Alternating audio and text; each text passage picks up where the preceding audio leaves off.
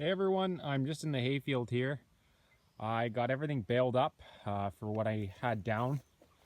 The one night I finished 3/4 of it before it started raining, and then before it got humidity on it. I never got rained on.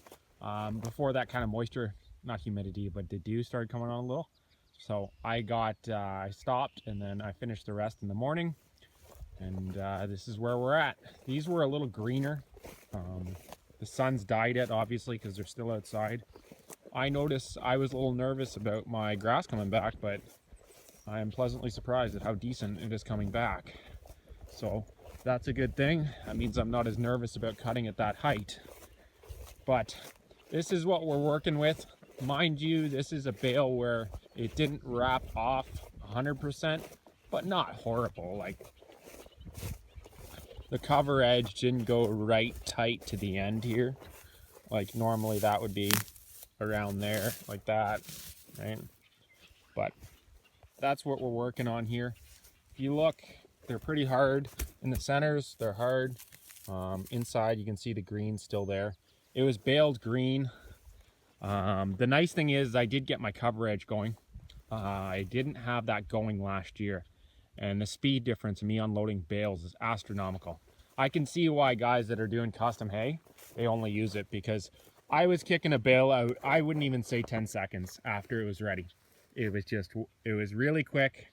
And then if you're trying to make hay fast, it makes a big difference.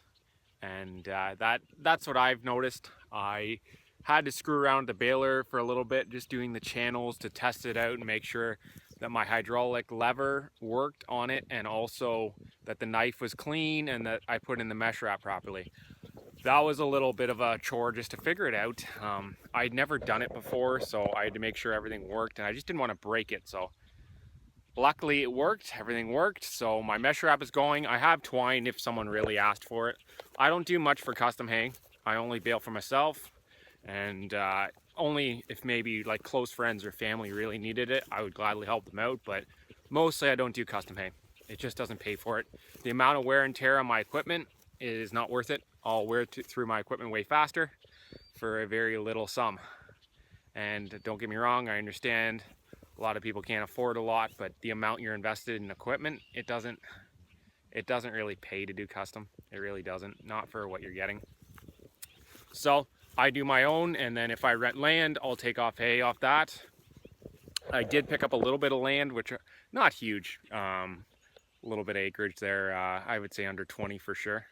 So I'll gladly take that off, and that's going to be my cheap hay because it hasn't been done in hay in years for all those people that want cheap hay right now. So just for you guys, for your own notes, in Ontario, I don't know what it is, maybe it's just in the GTA, but there's a bit of a demand or maybe a scarcity feel because last year there was so short on hay that a lot of the horse guys have been looking around for hay already. So I guess they just don't want to get shafted or pay a ridiculous price later in. So I'm taking advantage of it and selling a bunch of hay while it's still hot.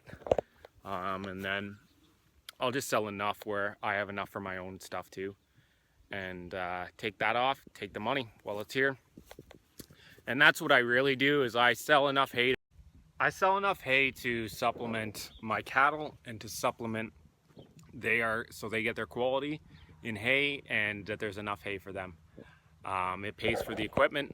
That way, that's kind of how I base the venture of a business in farming, is I have a need, so I'll buy the equipment, and all my uses will be paid for as well as the equipment. And then as long as that's there, then I consider it worth it, right? To pay for it all, and then that way I have control. And the less things I have to buy from other people, the better, the less stress I have and the less fluctuations in markets. So if you can do that, it makes a big difference.